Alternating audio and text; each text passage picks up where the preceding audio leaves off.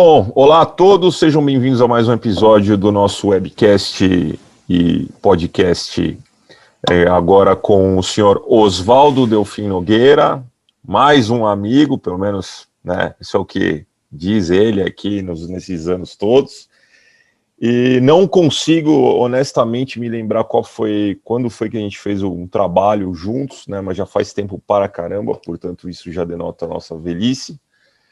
E tenho o prazer de trazer a Magsac, né, uma empresa que representa o middle market de polietileno e afins.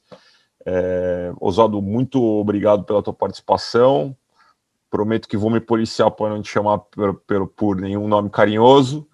E se você puder começar o programa dando uma geral na Magsac, como surgiu, qual é a proposta, e aí dali até um pouco também do teu background, né, nessa indústria das flexíveis, das embalagens flexíveis, e a partir daí, uma informação importante que eu não posso esquecer, puder dar para nossos ouvintes uma ideia da dimensão, né, em faturamento, em toneladas e tal, e aí dali para frente a gente toca a nossa pauta. Então seja bem-vindo, Oswaldo.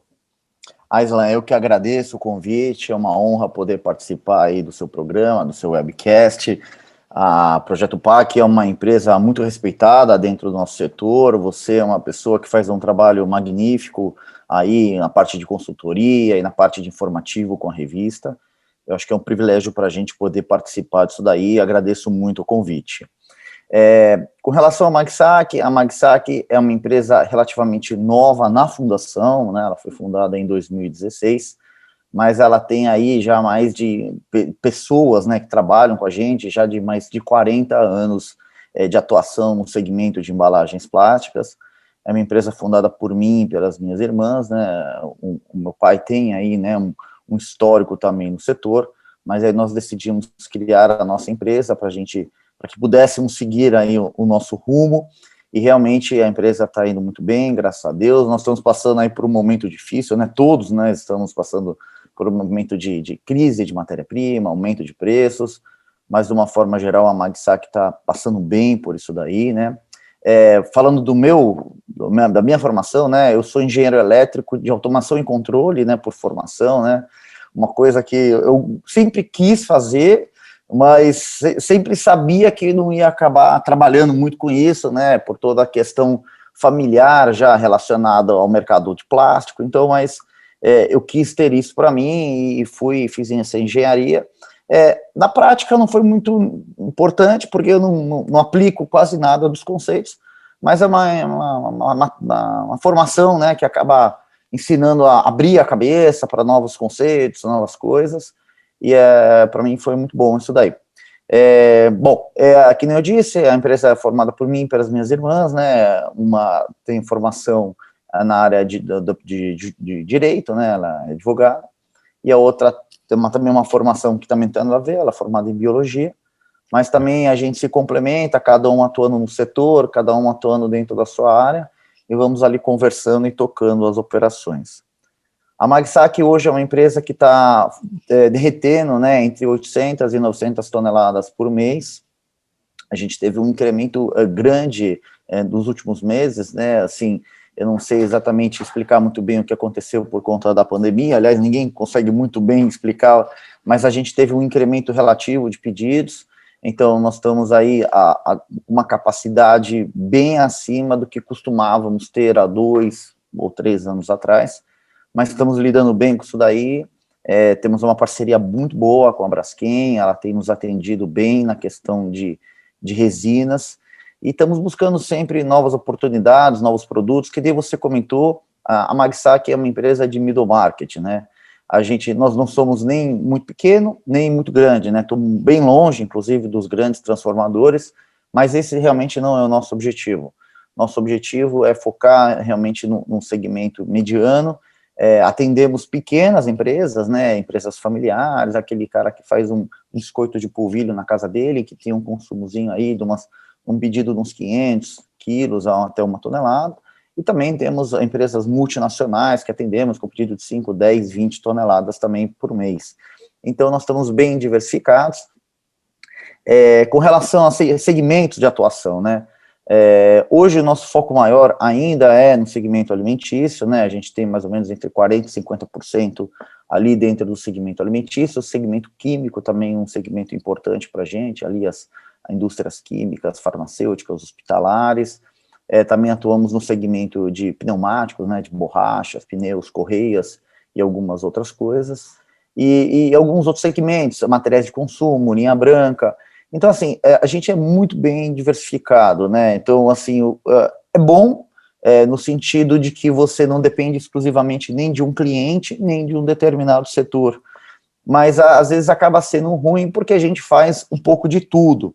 Então, às vezes, acaba onerando um pouquinho mais na questão das aparas, na questão de setup de máquinas. Mas esse é realmente o nosso know-how, é realmente saber trabalhar dentro desses segmentos, dentro dessas variâncias e extrair disso algum lucro, né? Esse é mais ou menos o nosso segmento de atuação. Vai perguntando aí, a gente vai fazendo aí um bate-bola, às vezes eu esqueço, aí você vai falando, eu vou lembrando. Fica frio, eu vou te mantendo aí, mas muito legal nesse teu wrap-up, você fala que faz um pouco de tudo, né? Eu acho que dos caras que passaram aqui até o presente momento, a Magisaki é talvez a empresa mais diversificada, né? Sacaria, laminado, mono, filmes gofrados, etc. Poderia-se dizer que existe uma preponderância, você falou que talvez a indústria de alimentos, mas dentro de alimentos, tem alguma preponderância de estrutura, alguma coisa que você fala assim, olha, apesar da diversificação, a Magisaki tem maior inclinação hoje para laminados de PE, PE, ou sei lá, BO, BO, ou monocamada PE, existe alguma... Não, Aislan, não, a gente realmente tem uma...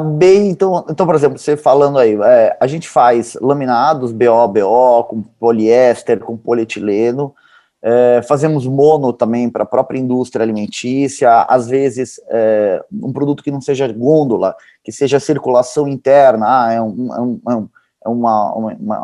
é meio do processo de fabricação, que ele usa a sacaria para transportar para outra unidade, para outro processo, então tem muito disso também. A gente faz filme barreira também, temos até 5 camadas, estamos fazendo um pouco de nylon poly, que nem você falou, né, a gente tem também a parte de ráfia, então a gente faz fio, a alça, cadarço, fazemos laminação de tecido em ráfia, estamos fazendo agora laminação de tecido do TNT, estamos inventando algumas outras coisas, nós estamos com uma laminadora coating também, então estamos até começando a laminar papel. Então, assim, é bem diversificado, a gente busca sempre produtos novos para agregar, para trazer mais produtos, e a gente foge um pouco da commodity, o que você estava falando. Empacotamento automático, eu não faço, de alimentos, né, falando arroz, feijão, açúcar, isso, não faço.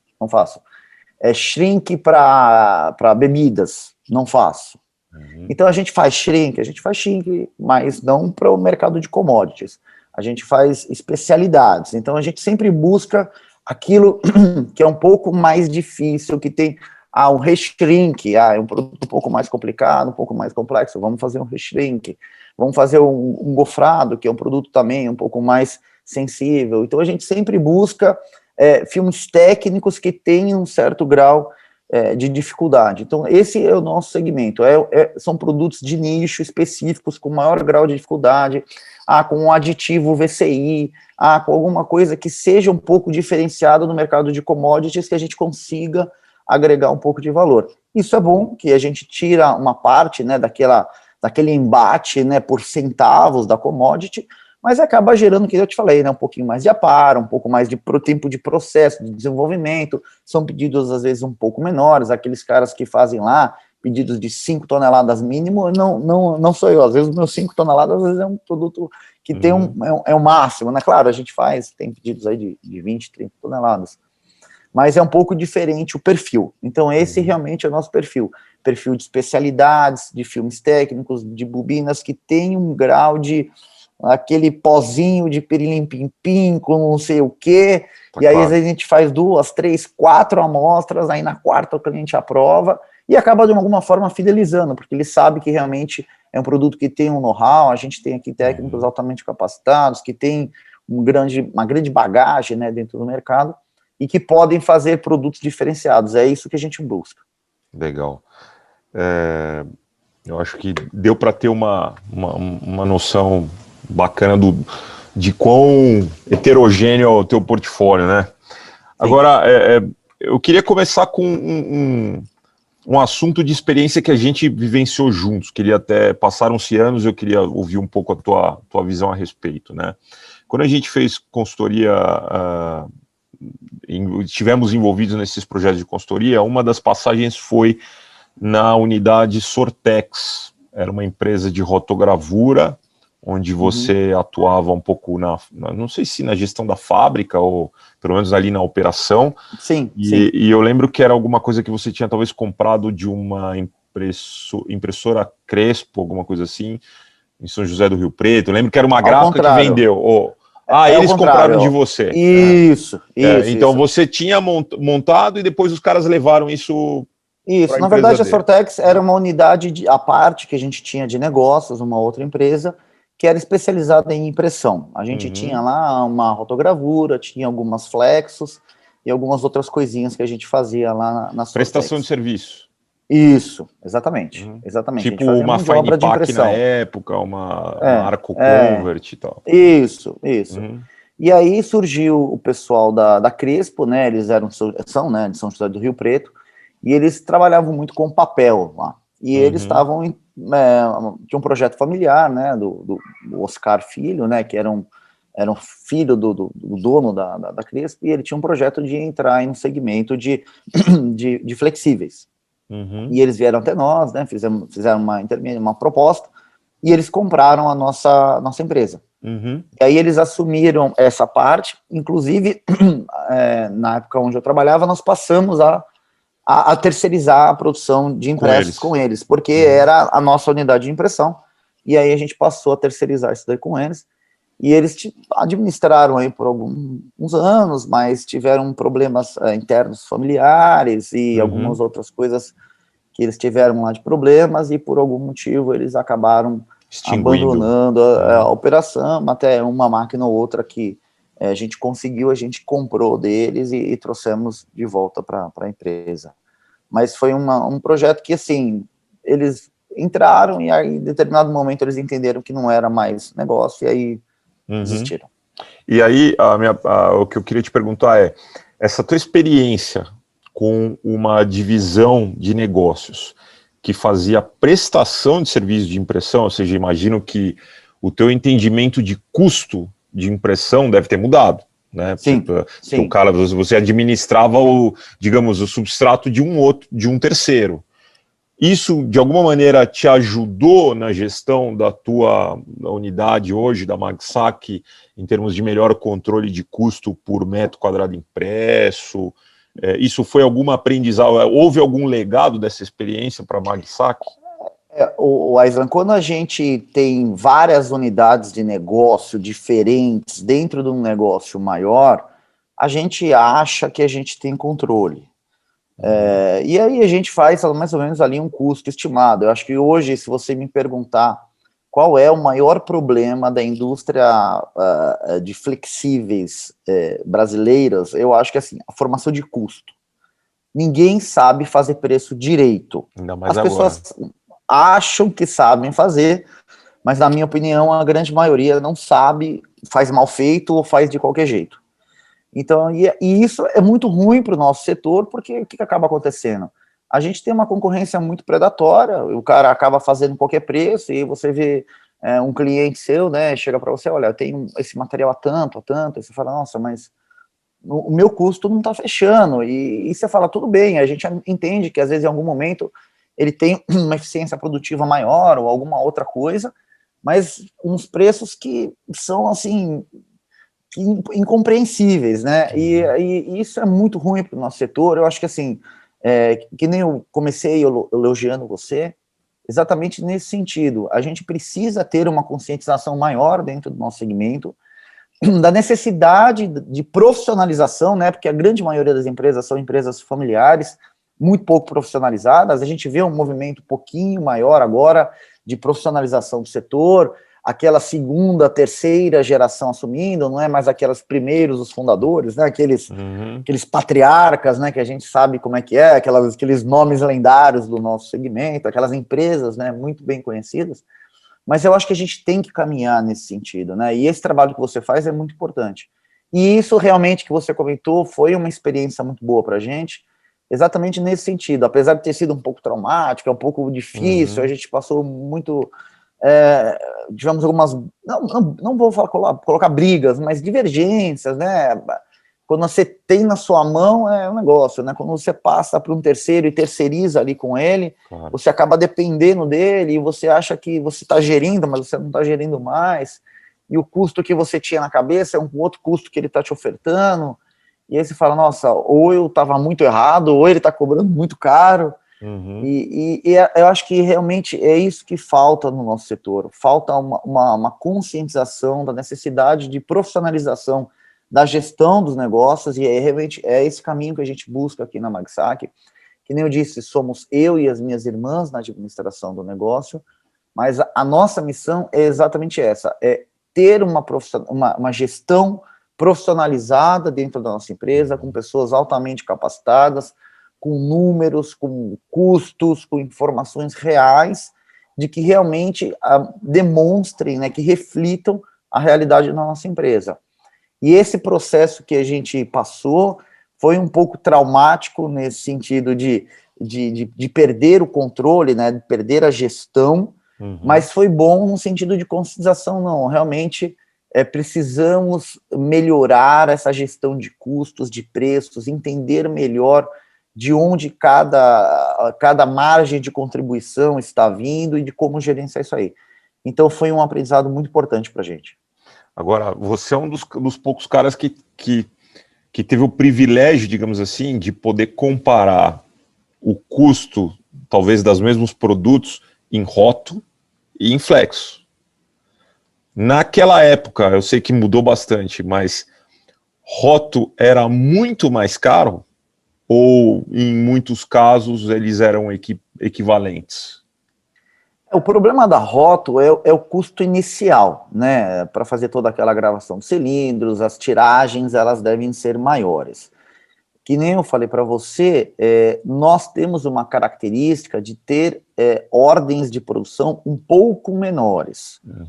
Então, quando você entra numa Roto para fazer 500 quilos, só da passagem do filme ali já foi uns 20, 30 quilos, praticamente, só para passar. Mas para ajustar as cores, né? A gente tinha uma Roto bem antiga, era uma São José na época, e não tinha nenhum controle eletrônico, era tudo muito manual, então a gente tinha uma para de início grande e uma para de gravação de cilindros, ajuste, etc. grande. Então, para a gente não era tão vantajoso, exatamente pela tiragem menor. Mas quando a gente começa a falar em altas tiragens, o custo da Roto, ela se aproxima muito, até às vezes supera a Flexo, principalmente na qualidade. Hoje a gente tem, né, recursos tecnológicos dentro da flexografia, né, que praticamente vão extinguir, se já não tiverem extinguido, a rotogravura, né, a qualidade de pressão, ajustes, acertos, principalmente essas máquinas aí, gearless, de última geração, com todos os controles, ajustes automáticos. Mas, assim, o custo da Roto, ele realmente é um pouco maior quando a gente está falando em quantidades menores, mas quando a gente começa a subir, o custo fica muito, muito competitivo, sim. E o cliente pagava o cilindro na época?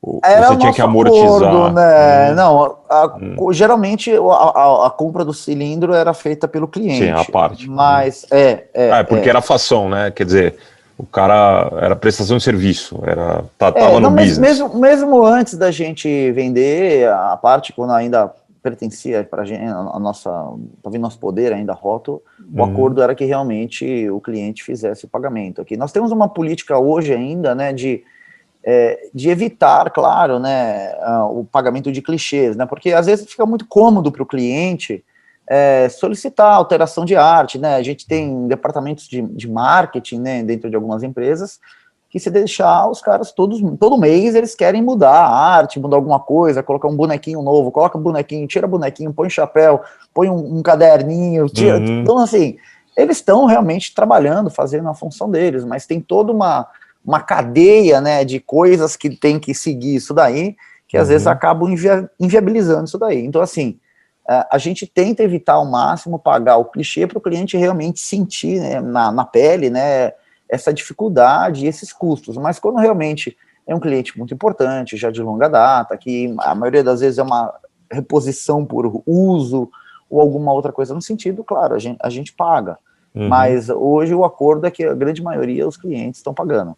E ainda mais as margens, né, hoje que a gente trabalha, são margens muito apertadas, né, Aislan?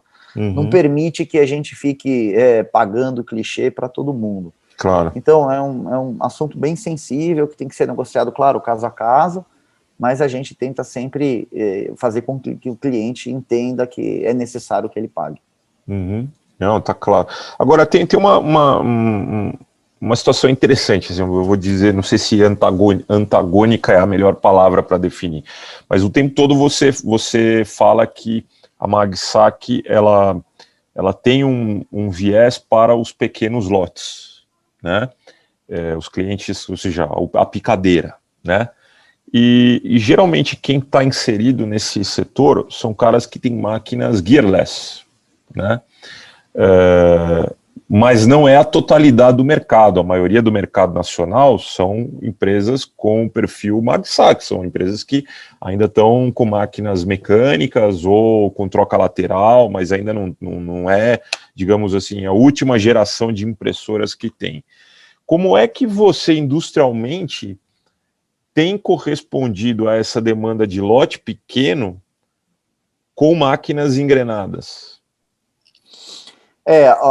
Nós ainda não temos impressora gearless por alguns motivos, né?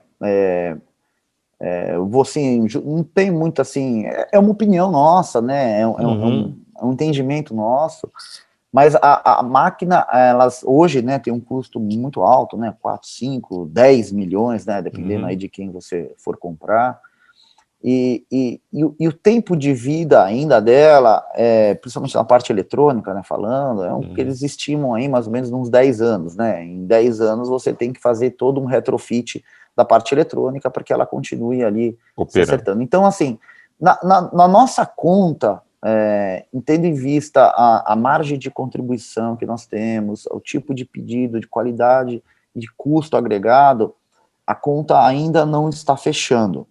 Nós temos máquinas engrenadas, máquinas muito boas, de última geração da parte engrenada, né, falando de máquinas engrenadas, as máquinas de última geração, mas realmente ainda não entramos no mercado de gearless. Poderemos entrar aí, esperamos entrar, provavelmente, acho que não em 21, mas em 22 a gente pretende ter uma gearless rodando aqui conosco, exatamente porque a gente entende que já é um mercado um pouco mais consolidado. Nós somos aqueles ultraconservadores, sabe, Aislan? Aquele pessoal que espera todo mundo sentar, ver se está dando certo, se está indo bem, e aí a gente entra, né? Que nem a gente vê algumas montadoras, falando aí, fazendo uma analogia, a gente vê tecnologias embarcadas em alguns carros que a gente não vê em outras montadoras. A gente sente algumas montadoras, sei lá, uma Toyota da vida. A gente vê que a Toyota geralmente é a última a adotar, tirando a parte das baterias, né, dos híbridos, das tecnologias, piloto automático assistido, ponto cego, não sei. Então, tem algumas empresas que elas escolhem ser a última a entrar para realmente garantir que aquilo está já plenamente se solidificado no mercado. Nós temos um pouco desse perfil, nós temos um perfil conservador em todos os sentidos. Somos uma empresa conservadora, a gente não faz investimentos altos, a gente não sai comprando máquina de loucura, a gente faz tudo realmente com planejamento, com muito pé no chão. E na questão da gearless funciona exatamente da mesma forma, né? A gente sabe que tem muitas máquinas rodando há muitos anos aí no mercado, de qualidade, não temos dúvida, principalmente nacionais, tem máquinas muito boas, mas a gente realmente opta por ser aí uma empresa um pouco mais conservadora, de que realmente adote aquela tecnologia a partir do momento que ela realmente esteja estabelecida no mercado, mesmo que isso acabe tomando ali, a gente gaste um pouco mais de energia, um pouco mais de dinheiro naquele determinado tempo entre essa aquisição e fazer ela rodar, e o pessoal já está rodando, já está ganhando dinheiro, mas a gente prefere ser um pouco mais conservador nesse sentido. Conservadorismo, no caso, é não tirar o escorpião do bolso, né? Resumo, né? Bem, também. Não, eu tô agora. Você conhece. O bicho canga, meu. Agora, não, eu tô brincando, porque sabe que a gente já discutiu pra caramba esse assunto, né? De payback de uma Gearless e tudo mais, né? Porque, assim, até para quem estiver nos ouvindo, né? O cara pode fazer a seguinte, talvez, elucubração. O cara fala assim, ué, mas há 5 minutos atrás o Oswaldo estava dizendo que ele faz produtos especiais, Pó-de-Pirlim-Pim-Pim. Então, entendo que o Pó-de-Pirlim-Pim-Pim tem uma margem de contribuição maior do que o commodity trivial. O cara faz 800 toneladas, 900 toneladas, picadeira de Pó-de-Pirlim-Pim-Pim. Como é que uma Gearless não se justifica pra esse cara? Né? Então, pô, vai contar outra, cara. Fala logo que é o escorpião do bolso. Logo ele sai do bolso, prometo para você. Vou te convidar para quando ela estiver rodando para você vir aqui. Um tema interessante que eu acho que é engraçado, né? Que o Felipe da Camargo, querendo ou não, tem uma situação parecida contigo. O Serginho um pouco já consolidou isso há bastante tempo, mas vocês são sucessores, né? Eu queria saber, assim, primeiro, se existe algum peso, alguma responsabilidade extra, assim, alguma carga maior emocional, talvez, de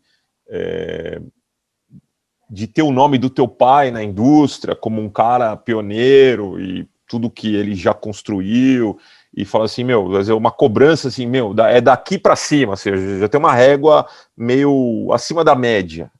E o segundo é se também existe uma discussão familiar, no sentido assim, olha, são cabeças diferentes, mesmo que teu pai não tá, né, não imagino que ele, assim, como você disse, a empresa é de você e das suas irmãs, mas eu acho que deve ser semi-impossível que o teu pai não dê pitaco, né, fala assim, claro que é pra cá, ou é pra lá, ele tem toda uma experiência aí, né? Sim, como é que é esse processo sucessório na prática, assim, fora da academia? Com relação ao que você disse da responsabilidade, claro, a gente tem uma responsabilidade, a gente tem uma herança de nome que ele criou, né? Na verdade, ele criou o nome dele e a gente quer trilhar o nosso caminho. Então, nós queremos deixar a nossa marca. Nós queremos ter uma empresa com o nosso DNA, com a nossa cara. Mas, claro, a gente tem que realmente respeitar todo o legado que ele criou e que ele nos deixou. Nunca houve nenhum tipo de pressão familiar para que nós entrássemos no negócio. Meu pai sempre teve empresas, né, no segmento, e desde pequeno eu sempre frequentei, né, e a gente acaba criando gosto por isso daí. A gente vê as máquinas, fala, nossa, será que um dia eu vou conseguir trabalhar nessa empresa, ou junto com ele, ou aprender o que ele sabe? Hoje eu tenho um pouco mais de consciência de que eu sou bem diferente dele. Eu tenho uma gestão bem diferente da dele. Ele tinha uma gestão muito mais no feeling, né? Ele teve experiências pessoais, de vida, profissionais, muito diferente das que eu tive. Eu praticamente entrei no ramo e fiquei desde que eu me formei. Então, assim, não tenho uma bagagem de vida, de experiência profissional que ele tem. Mas tenho em casa, né? Então, assim, a gente aprende muito por convivência. Então, eu tento absorver o máximo que eu posso pela proximidade ou por todos esses anos que eu estive junto com ele, mas tento também deixar a minha marca, né? Fazer a minha empresa do meu jeito, com a minha cara, com a minha administração. Então, claro, manter o legado do nome, né? Nossa, é o filho do Oswaldo, para a gente é importante, tem um peso e a gente zela muito por isso. Mas a gente também não quer ser não quero ser o filho do Oswaldo. Eu quero ser o Oswaldinho da Magsac, o cara que realmente criou uma empresa, né, e fez a empresa com a marca dele, com a cara dele, e que realmente, poxa, esse cara está administrando a empresa dele melhor que o pai dele administrava a dele. Então, assim, tem uma ambição. A minha ambição é ser melhor que ele. Não sei se serei, não somos diferentes, claro. Né? Não quero provar que sou melhor, mas quero ser melhor, né? A gente sempre quer ir para cima, né? A gente sempre quer crescer, a gente sempre quer expandir. Então, realmente, assim, mas não existe pressão familiar para isso. Eu tenho muito esse perfil, a minha irmã, principalmente a Isabel, né, a Bebel, ela também tem esse perfil, a Bia é um pouco mais zen, né, um pouco mais de boa, mas eu e a Bebel, a gente tem muito mais essa pegada de, não, vamos fazer do nosso jeito, dar a nossa cara, deixar a nossa marca, e acho que, assim, entre trancos e barrancos, a gente está indo muito bem. Eu vejo uma empresa hoje bem gerida, com pessoas bem capacitadas, bem focadas. Eu acho que, assim, vejo que, ou pelo menos acho que estamos indo no caminho certo.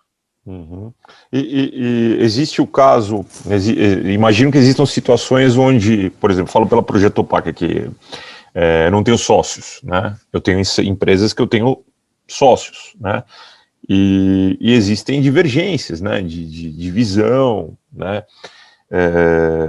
Como é que essas divergências são apaziguadas hoje na MagSac? Vocês têm algum formato de conselho?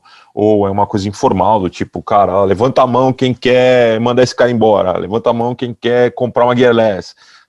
Como é que é o esquema aí hoje? Nós tínhamos um projeto para instalar, né, um conselho consultivo no ano passado, mas pela confusão tudo foi suspenso, Pandemia. então ainda ele funciona de forma informal. Mas a gente tem um relacionamento muito bom. A gente se xinga ali 2, 3 minutos, passou ali os 2, 3 minutos, a gente se abraça e vamos para frente. Então, assim, nunca tivemos discussões familiares mais acaloradas, né? A gente tenta evitar um pouco em casa, né, assuntos profissionais, né? Inclusive a minha esposa também trabalha com a gente lá, e às vezes ela quer falar alguma coisa da fábrica, ela sabe que ela fica, tô em casa, né, às vezes ela sabe que eu não gosto, porque assim, a gente quer dividir bem, né, assuntos profissionais, vamos tratar no ambiente profissional, assuntos familiares, a gente trata no ambiente, mas claro, não existe uma barreira, então às vezes acaba, né, transpondo um pouco, mas a gente tenta separar isso muito bem, e a gente tem um relacionamento muito bom. Você comentou, né, que você também tem outras empresas e sócios em outras empresas, e nós também, nós temos alguns outros investimentos que nós temos em outras empresas, também do segmento de flexíveis, mas que atuam num segmento completamente diferente, que é um segmento de limpeza de lagoas, de tratamento, são geoformas, né, a gente chama. Então, assim, a gente tenta conciliar bem isso daí, e lá temos sócios, né, outros sócios, outras famílias, e a gente sempre tenta tratar numa boa, nunca tivemos problema. Quem tem sócio tem patrão, né, Aislan? A gente tem que ter essa consciência. Então, assim, temos que respeitar a opinião, eu dou a minha, você dá a sua, chegamos no consenso, mesmo que às vezes eu não concorde, se eu for vencido pela maioria, eu vou aceitar e vou tomar aquela ideia como a minha também, mesmo não sendo inicialmente minha, vamos carregar aquilo realmente como se fosse uma ideia da empresa, da diretoria. Você tocou num ponto legal que, assim, não tinha pensado em te perguntar, mas vamos aproveitar a oportunidade.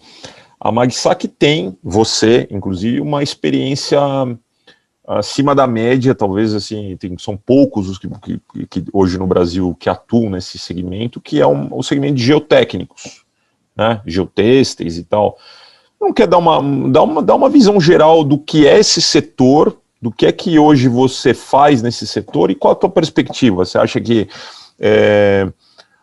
existe um viés de melhora, de alta, de mais demanda de produtos geotécnicos de forma geral, ou é um tipo de setor que está sempre ali flat, com um pouquinho de crescimento orgânico, mas não sai daquilo? O segmento que a gente atua é mais no segmento de saneamento básico, né, de tratamento de lagoas ou tratamento de efluentes, mas por separação sólida. A gente não faz tratamento bioquímico, né, só faz uma São separação aquelas sólida. mantas de adsorção, né? Isso. E a gente bombeia, né, o lodo da lagoa para dentro da bolsa, né, da geoforma, e ali faz a separação física dos materiais, e o que tá, a água volta para a lagoa, mas ainda necessitando ali um tratamento químico, né, ou biológico.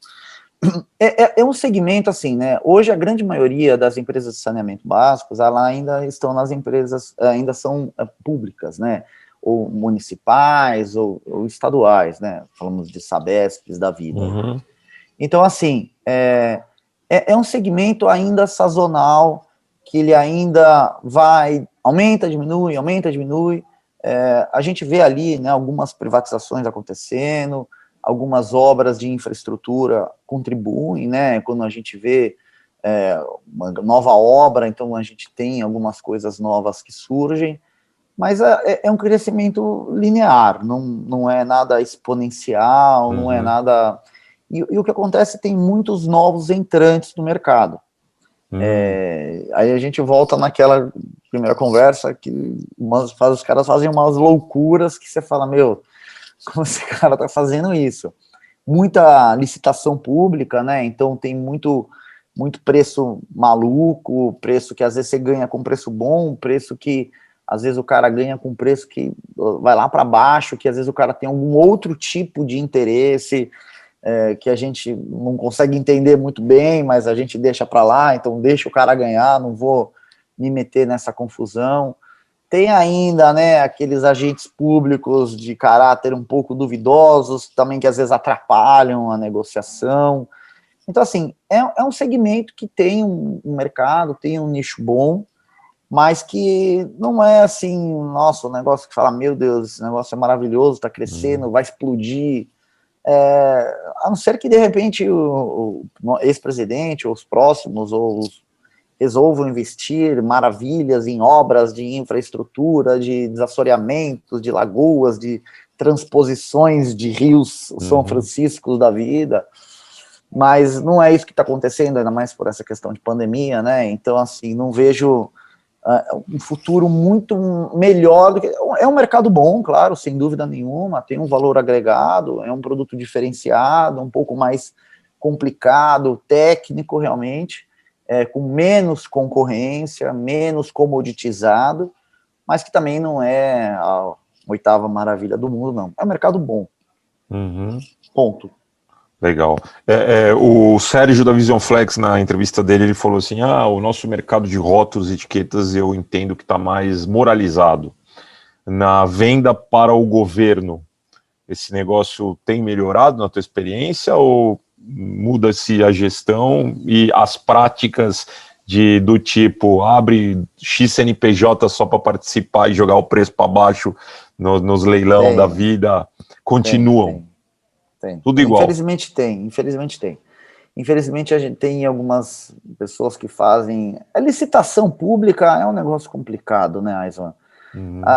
Hoje melhorou muito, a idoneidade das pessoas é outra, o caráter das pessoas envolvidas melhorou muito. Tem aquele cara que aquelas coisas obscuras, né, que vem na nossa mente quando a gente fala de licitação pública, isso hoje é exceção da exceção da exceção.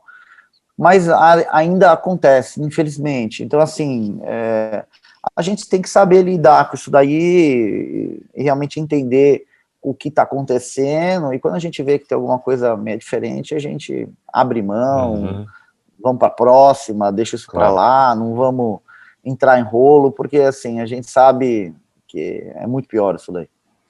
E hoje na Magsac, Oswaldinho, as vendas são eminentemente conduzidas por representantes comerciais. Isso. A gente tem aí uma característica de ter um corpo de representantes muito atuantes.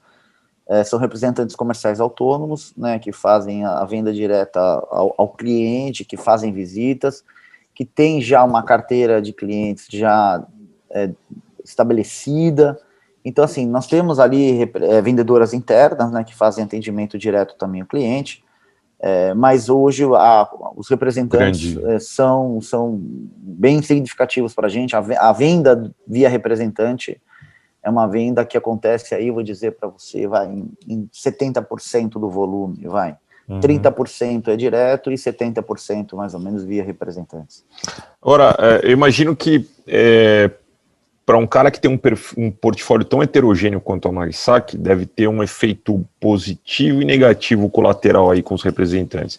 Positivo, o cara não pode dizer que tudo que ele traz, de alguma maneira, é possível ser feito dentro da Marisac, né? Pois, eu quero fazer o negócio do lago, temos. Quero fazer com papel coateado com temos. Agora, como é que vai botar foco nesses caras? O que acontece, Aislan, é que os próprios representantes, eles acabam se especializando.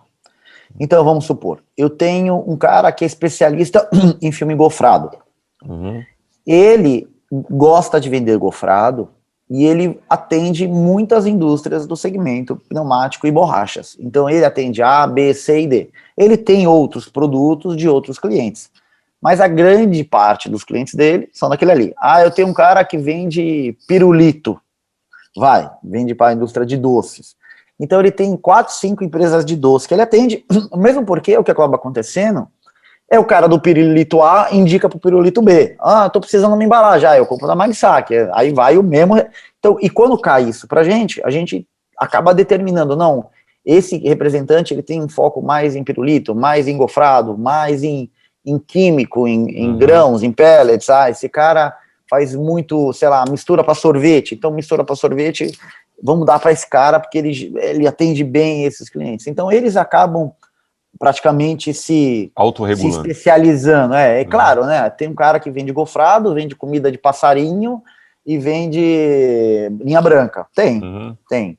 Mas, geralmente, eles acabam indo para um determinado tipo. Tem um cara que vende peixe. Ele vende 4, 5 peixes. Entendeu? Então, eles acabam meio que se direcionando. E a gente também, quando recebe alguma demanda desse segmento, não, o peixeiro é aquele ali, manda para aquele lá. E vai o cara lá, que já sabe todo o beabá, tudo prontinho, já tem a estrutura formada, facilita bastante. Entendi. Bom, imagino que é mais vantagem do que desvantagem, né? Ou seja, pelo menos nesse âmbito, o representante não pode reclamar, né? Que tem um universo bastante amplo de atuação. Né? A gente acaba também direcionando. Como a gente sabe, a gente entende realmente que o representante ele dá um atendimento diferenciado, mesmo que mais custoso para nós. O representante ele custa caro, a gente não tem dúvida disso. Mas a gente prefere que faça via representante, porque a gente sabe que ele vai dar um atendimento mais personalizado, mais próximo ao cliente. Então, às vezes entra direto uma necessidade, um peixe. Entrou um peixe direto. Não, vamos direcionar para o Paulinho, para o Joãozinho, porque ele é especialista. Então, a gente mesmo acaba fazendo esse direcionamento. Agora, você tem os dois mundos. Você tem o representante tradicional e você tem vendas internas. Tem. Menininha no PA ali, conversando com o cliente. Qual que é a diferença de relacionamento entre a venda interna e o representante? De que forma você assim, diz? Por exemplo, na verdade eu estou sendo até meio ardiloso, né? Porque eu queria entender se você, no decorrer do tempo, vai migrar mais para vendas internas, ou se essa composição, esse mix é importante. A venda interna, ela é muito mais passiva. Ela é muito mais passiva. É o próprio cliente que já está fidelizado, que manda o pedido. E como elas atendem um número grande de clientes, vários clientes, elas não têm ali uma proatividade de fazer um follow-up de carteira, de coisa que o representante faz e faz bem. Mas nós temos realmente a intenção de melhorar esse pós-vendas, vamos dizer assim, interno.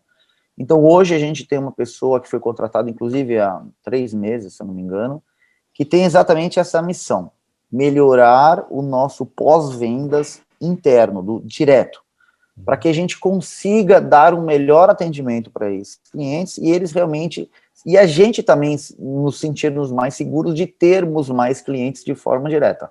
Então, assim, a gente nunca vai tirar é um cliente de um representante. Claro. Nós temos isso, a ética é muito importante para a gente. Enquanto aquele cara estiver comprando e aquele cara for nosso representante, ele vai ser atendido por ele, mesmo que, o que acontece muitas vezes, o cliente coloca o pedido direto, ele já manda o pedido para a gente, o representante nem sabe, e às vezes a gente comunica o representante. A gente comunica ao representante, olha, recebemos esse pedido, estamos apenas comunicando, mas já está sendo dado o tratamento e a comissão será paga normalmente. Essa é uma política que a gente preza muito. Mas às vezes a gente não tem muita segurança. Eu falei, chega ao peixeiro, a gente manda para o representante peixeiro. Talvez em um determinado momento a gente vai ter segurança de ter uma maior diversificação de clientes atendido pelo departamento interno. Então, assim, o que a gente busca? É reduzir o custo da representação externa, né? Hoje a gente tem praticamente, eu vou te falar, os nossos representantes autônomos, eles custam quase, metade da minha folha de pagamento da fábrica toda. Então, assim, é um número alto. Então, poxa, eu poderia pegar e gastar metade disso com os representantes, e a outra metade eu gastar um pouco disso e fazer isso internamente. Posso. Claro. Tenho segurança hoje? Ainda não. Então, estamos trabalhando exatamente para isso. Então, respondendo a sua pergunta, sim, queremos, num futuro próximo, ter um número maior de clientes sendo atendidos pelo departamento interno com qualidade. Porque a gente sabe, a gente sente e sabe, né, que realmente a qualidade ainda do representante é melhor de atendimento do que as meninas que fazem aqui, exatamente pela quantidade de clientes que elas têm para atender. Não é nem culpa delas, elas fazem um trabalho muito bom, mas a gente sabe que elas têm muito cliente. Então, talvez a gente possa ter um departamento interno um pouco maior, com mais pessoas, que deem um tratamento tão bom quanto os representantes e que custem menos para a gente. Legal, bom ponto. Oswaldinho, outra coisa que eu sei que eu já te estorvei no passado e vou aproveitar a entrevista para botar esse dedinho na ferida, é assim, a MagSac, ela tem não sei se a fama, né, assim, um estigma de ter uma área de compras bastante fechada. Assim, eu escuto em alguns fornecedores, eu tenho vários clientes fornecedores na revista, né, e pergunto, você conhece a MagSac? A MagSac é super fechada, né, é difícil vender lá e tal. Eu não sei se procede, mas como já ouvi de um ou dois, imagino que algum eco tenha. Pergunta, o que na tua visão de empresário você espera de um fornecedor para que ele se torne um parceiro da MagSac? Se você conseguir responder isso sem usar um clichê, você vai ganhar um ponto extra. Eu vou dividir a sua pergunta em duas partes. Compras de resina e compras do resto. Tá. Eu vou falar Como de resina. Como eu não tenho anunciante de resina, certo. Se quiser ir direto pro resto, pode tocar o pau. Tá bom, então vamos pro resto. O que a gente precisa ter a gente precisa de parceiro, Aislan. Parceiro em todos os sentidos. Eu digo assim porque hoje a gente vive um momento crítico na parte de matéria-prima. Eu vou só pegar o gancho, depois eu vou para o outro lado. O bebê tá passando aqui. Olha lá.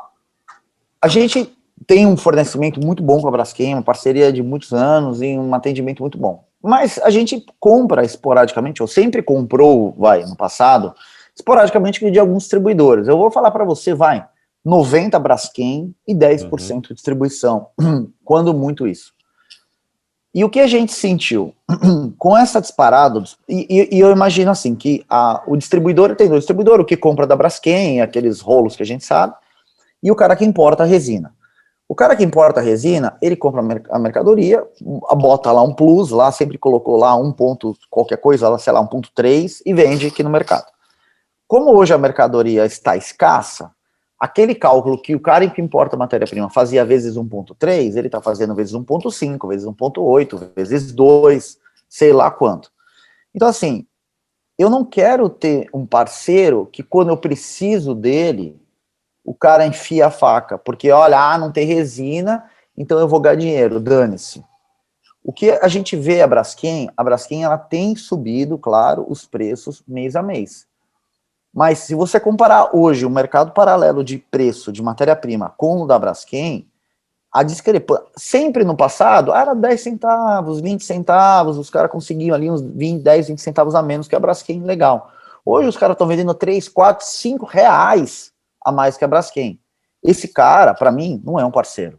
Um cara que no momento que você precisa dele, que você está precisando de resina, claro, ele tem que ganhar dinheiro, e ele vai ganhar dinheiro da mesma forma como ele ganhou. Ah, tá bom, não quero fazer vezes 1,3, vou fazer vezes 1,5. Ok, legal, tudo bem, o cara tá ganhando um pouquinho a mais porque a matéria-prima tá escassa. Agora, o cara multiplicar por 2, por 3 o preço, eu acho que isso é sacanagem. Então, assim, o que a gente precisa, e agora voltando para a parte dos seus anunciantes, que a gente precisa de parceiros que desenvolvam produtos de qualidade, num custo bom, e que mantenham a qualidade e o preço com a gente. Não adianta entrar aqui por um preço, depois que entrou, agora o preço é outro. Vou abaixar o preço para entrar depois que entra. Então, assim, o que a gente quer é relacionamento de longo prazo. Eu não vou falar todos, mas a grande maioria dos fornecedores, vou falar tubete de papelão, stretch, ou tintas, são parceiros que a gente tem de muitos anos, porque a gente sabe que vai pandemia, vem pandemia, vai inflação, plano real, sei lá o quê, a gente sabe que vai ficar sempre naquela tocadinha, que o cara não vai querer abusar da amizade, não vai abusar da oportunidade para ganhar mais dinheiro. E também não vai pegar aquela matéria-prima que a gente desenvolveu com ele, vai falar, eu preciso mexer no custo. Não pode mexer. Então taca aí alguma outra coisa no meio, barateia, mas nem fala para eles. Então a gente quer repetição, quer parceria, quer relacionamento. Quer constância. Tem que ter, Aislan. Se não tiver isso... Então, assim, a gente está aberto a novos desenvolvimentos, novas parcerias, novos fornecedores, claro. Desde que a gente entenda que aquele cara vem para somar, venha para ter um relacionamento de longo prazo com a gente, que o cara oferte um preço e aquele preço permaneça, que aquele realmente seja o preço de venda, não só o preço de entrada dentro da empresa, entendeu? E que realmente ele mantenha a qualidade. Vamos falar num cara de tinta. O cara quer vender tinta para mim, beleza. Aí o cara baixa o preço da tinta para entrar, ou entrega uma tinta melhor para entrar. Depois que ele entrou, ele pega e coloca aí, agora já pode fazer a tinta classe B e deixa o preço do jeito que está, e aí a gente percebe. Então, assim, a gente tem que sentir confiança, né? E confiança você não compra, você conquista. Então, assim, somos, claro, abertos, somos, mais fechados pela dificuldade de entrar. Que o lance até mas do conservadorismo, né, que você falou. Exatamente, tudo batendo na mesma tecla. A gente não quer ganhar dinheiro comprando tinta hoje de A, amanhã de B, depois de C, para economizar 10 centavos. Não, mesmo que a tinta do cara esteja 10, 20 centavos mais cara, mas ele seja um parceiro de longo prazo, com uma qualidade constante, a gente vai estar com ele. Então, o que a gente precisa realmente para ter novos parceiros em segmentos de fornecimento é confiança. E confiança a gente tem que, eles, né, tem que conquistar da gente. Então é um pouco mais moroso. Realmente, eu concordo, mas não somos, não estou aberto a novos desenvolvimentos. Eu tenho uma resina X, eu tenho um pigmento, eu tenho um aditivo. Não estou aberto. Não é assim que funciona. Você falou de resina, né? Escutei um papai aí, né? Lá no fundo. Você falou de resina, e como é que hoje a MagSac, se você pudesse dar uma dica para os outros convertedores, transformadores que estiverem nos assistindo, no âmbito assim de como é que você tem comunicado os aumentos para o cliente? Está usando de charme, está contando piada, está simulando um choro? Como é que você tem... primeiro como é que você tem... Qual que é a estratégia, se é que existe uma estratégia disso? E 2, o ritmo dos aumentos que você está tomando dos seus fornecedores, você tem conseguido integralmente passar para os clientes? Ou como é que está essa dinâmica? Aislan, essa tem sido a pior missão dos últimos quase 12 meses. Não, a gente não tem conseguido passar de forma alguma todos os aumentos. assim, não culpo a Braskem, culpo o mercado está estressado, e a Braskem está refletindo nos preços dela o que o mercado internacional está refletindo, a gente acompanha ali a tabela Platts, né, o índice Platts, e realmente é isso que está acontecendo no mundo, e a Braskem está replicando aqui. Mas a gente está sofrendo demais. Primeiro, porque assim, isso daí começou praticamente entre maio e junho, né, esses aumentos, e foram meses consecutivos. Salvo engano, acho que em dezembro foi o único mês que a gente não teve aumento. Então, assim, não tem como você chegar numa multinacional, uma fabricante de pneus, por exemplo, e todo mês você fala para o cara que tem aumento. O cara sabe que está tendo aumento, o cara também está vivendo dos outros fornecedores, dos outros insumos que ele usa, mas o cara de forma nenhuma aceita, fala, não vou aceitar, não, mas eu preciso, não, tá bom, aí você pede 10, o cara te dá 5, você fala, tá bom, aceito 5, depois eu vejo o que eu faço. Aí no mês que vem, você vai pedir os 5, já veio mais 10, então você tem que pedir 15, você fala 15, fala, como 15? Já te dei 5, te dou mais 5 esse mês, aí só faltou 10, e aí vai ficando para trás. Então, assim, os aumentos, eles estão acontecendo, os clientes estão tendo ali uma certa complacência com isso daí, mas de forma nenhuma no ritmo necessário. Então, tem uma defasagem muito grande. Eu falo muito com a minha gerente de contas da Braskem, explicando exatamente isso, né? Se a Braskem não parar de aumentar todos os meses, vai ter uma quebradeira muito grande no mercado, exatamente pela defasagem entre o preço que a gente precisa vender e o preço que a gente está vendendo, porque a gente não consegue implementar nos nossos clientes a mesma velocidade de reajuste que os nossos fornecedores, né? Infelizmente, no Brasil, só a Braskem tem implementado conosco. Então, assim, tá muito difícil. Das técnicas que a gente usa, esgotamos todas. Não tem mais nenhuma técnica que não tenha sido utilizado, das mais diferentes e absurdas, das mais escusas técnicas. Brincadeira. Mas, assim, tá difícil, Raizão, tá muito difícil. A gente faz o que pode, cada cliente a gente usa uma estratégia. Tem cliente que tá aceitando numa boa, são raros, mas a maioria fala, tá bom, aceito agora, não, já te dei antes. A gente exporta, né, a gente tem algumas exportações, e mesmo em dólar, né, eu estava fazendo um cálculo semana passada, em dólar, a matéria-prima aumentou mais de 40%, em dólar, a matéria-prima, custo, né, meu custo de matéria-prima. Então, assim, e eu falo pro cara, não, aumentou 40%, então eu preciso aumentar a tua matéria-prima, dá mais ou menos, do material em 30%. O cara, não, como 30%? Você tá louco? É dolarizado. Eu falei, tudo bem, mas aumentou 40% em dólar, não sei o quê. Então, assim, aí os caras batem muito na gente, é um estresse, é desgastante, é cansativo, mas não tem muito o que fazer. A gente reza, né, para acabar, para parar de vir aumento, mas todo mês a gente recebe notícias catastróficas. Não, primeiro foi a pandemia, depois foi os furacões, depois foi não sei o que, depois foi fogo, não sei aonde, agora é congelamento, meu Deus, agora tá congelando, todas as petroquímicas estão congeladas nos Estados Unidos, pô, então, cara, não veio uma notícia boa, tipo, a notícia não temos força maior, não temos congelamento, não temos furacão, não, todo mês tem alguma coisa, fala, nossa, lá vem novo aumento, e Platts subindo, então... Não, é cansativo, tá bem difícil. É estressante. É desgastante, é muito, muito desgastante. Não, vamos falar de coisa boa, então. Vamos. Não quero te deixar deprimido. Não quero deixar deprimido. Olha para a florzinha ali atrás do quadrinho, dá uma respirada. Calma. Você é muito novo para ter esse problema de estresse. Vamos falar de mercado, né?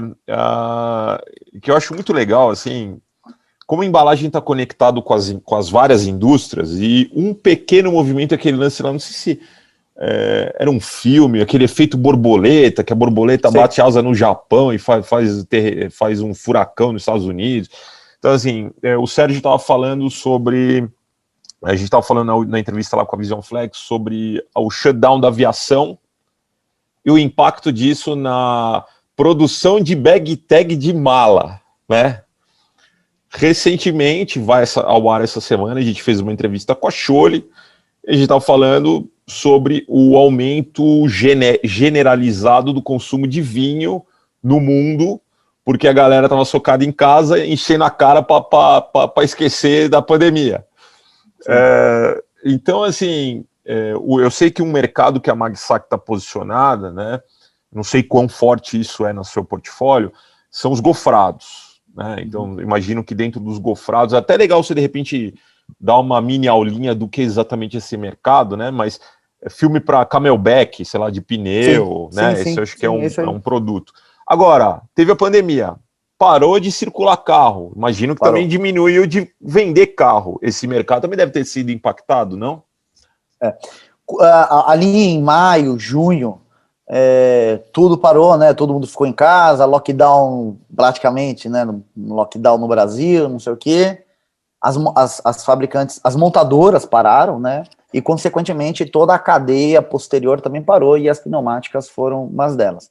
Então ali naquele momento o departamento nosso, né? O segmento de gofrado, ele sofreu bastante. Ele caiu praticamente entre quase 50% o gofrado. Porque ali o mercado de reposição ainda continuou, de recalchutagem ainda continuou, então ainda alguma coisa continuou, mas metade da produção a gente parou no gofrado. Mas o que aconteceu aí no final do ano, entre novembro, dezembro e até nesse começo do ano, as montadoras voltaram a trabalhar num ritmo frenético, que se você fosse até alguma concessionária de veículo comprar carro, você não encontraria carro. A gente vê, vou dar um exemplo, a Volks lançou aquele Nivus, né, um carrinho super bonitinho, novo, ela lançou o carro por 85 mil, a procura foi tão grande que depois foi para 90, agora já foi para 100, agora está em 105, o mesmo carro, exatamente pela procura que está tendo. Então, assim, as montadoras, elas às vezes pararam de vender alguns carros porque elas estavam sem parte de alguns insumos. Eu tô sem o retrovisor, então eu não consigo montar aquele carro porque o retrovisor não tá chegando, porque tá faltando PP para injeção, não sei o quê. Mas de uma forma ou de outra elas voltaram num ritmo frenético. E isso aconteceu com as pneumáticas. Hoje a gente tem um volume de pneumático até um pouco maior do que a gente tinha há 12 meses atrás, antes da pandemia. Então, assim, o mercado voltou e está muito louco. Aliás, em todo o mercado está muito louco. Eu não sei para onde está indo tanta embalagem. Eu nunca vendi tanta embalagem para todos os segmentos. Cliente que comprava comigo 5 mil, está comprando 10 mil qualquer coisa, 10 mil quilos, 10 mil embalagens. E dobrou, simplesmente do dia para a noite o cara dobrou. Aí você fala, pô, onde está indo tanto pneu? Onde está indo tanto pirulito? Onde está indo tanto peixe? De uma hora para outra dobra o pedido. Então, não sei. O que está acontecendo? Não sei. Vai até quando isso? Não sei. É uma situação muito atípica e inesperada, né, que a gente está vivendo aqui. Falando sobre o pneumático, né, o gofrado é um material que vai ali durante o processo produtivo do pneu, eles aplicam ali na manta de borracha, uma película de polietileno, então ela tem que ter várias características, ela tem que grudar, mas ela tem que desgrudar, ela não pode soltar pedaço. Então é um produto também bem técnico, até que a gente tem até alguma exportação também. Não é um valor agregado maravilhoso, porque também temos, claro, concorrentes que nem em todos os segmentos, mas é um produto de carteira que a gente consegue atender bem e que também a gente tem um certo know-how para fazer. É um material que a gente gosta e que representa aí, vou falar para você, entre uns 15% do nosso portfólio. É um produto considerável. Bastante. O teu concorrente médio é um cara que é um transformador que botou isso como parte do seu portfólio, tipo uma Magsac, ou é um cara que é especializado nisso? Não, ele é portfólio, é produto de portfólio. Produto complementar. Eu desconheço aí. A gente tinha, né, a Alpac, né, que era um grande transformador de gofrado, mas já não está mais entre nós. Já não está mais entre nós. Mas os concorrentes que a gente tem são algumas empresas que têm o gofrado no portfólio deles, não são exclusivo, porque realmente não é um produto que dá para você trabalhar de forma exclusiva. Uhum. Não, tá claríssimo.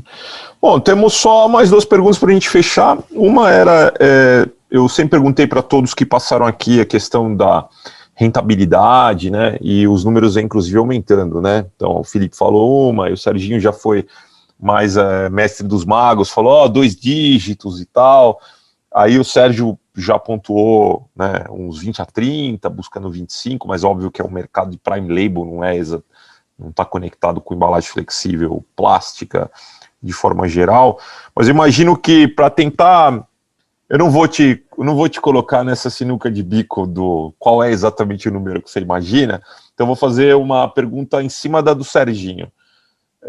2 dígitos, tá mais para um ou tá mais, ou seja, para que lado tá? Nós estamos falando do 2 dígitos para perto do 10 Para ou mais para um perto dígito. do... Não, para perto de um dígito. Para perto de um De dígito. um dígito. Entendi.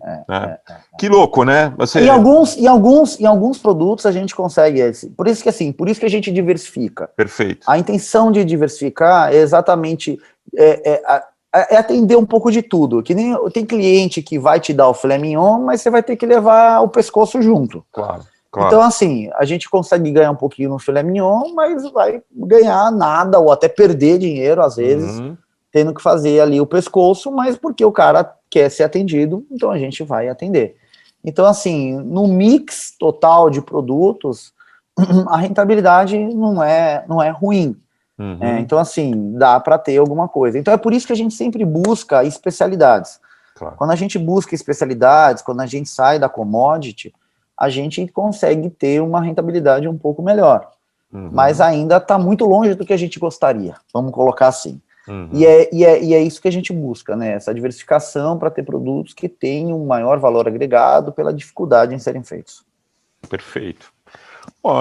Para a gente fechar, Vadinho, assim, eu queria te perguntar como uma parte dessa resposta você já me deu ao longo da entrevista, né? Mas eu queria perguntar como é que você enxerga, o que você quer para a Magsac daqui a uns 5 anos, assim, ou seja, num horizonte que não é tão extenso, mas uma parte você já me deu que é pessoal, né? Assim, eu quero imprimir minha marca, quero junto com minhas irmãs. Sim. Mas em termos de tamanho, por exemplo, enfim, o que é a Magsac daqui a 5 anos? Assim, eu não tenho ambição de números, transformar 5, 10, 20 mil toneladas. A gente não tem essa ambição. Para mim, assim, é legal falar, nós estamos chegando até perto da marca das 1.000 toneladas, e é um número muito factível, assim, bom, né? Que é um número legal, que é legal, são 1.000 toneladas.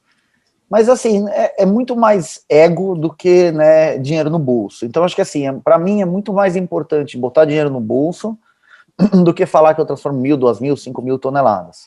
Então, assim, o que eu quero é realmente criar uma empresa que tenha uma gestão mais profissional, que seja reconhecida pelo mercado, falar, não, esses caras são sérios, esses caras trabalham direito, esses caras são profissionais, esses caras são bem geridos, esses caras ganham dinheiro. É essa imagem que eu quero. Ele transforma 800 toneladas por mês, mas ele põe dinheiro no bolso, e ele é sólido, ele tem caixa. Nossa empresa é uma empresa que não usa capital de terceiros.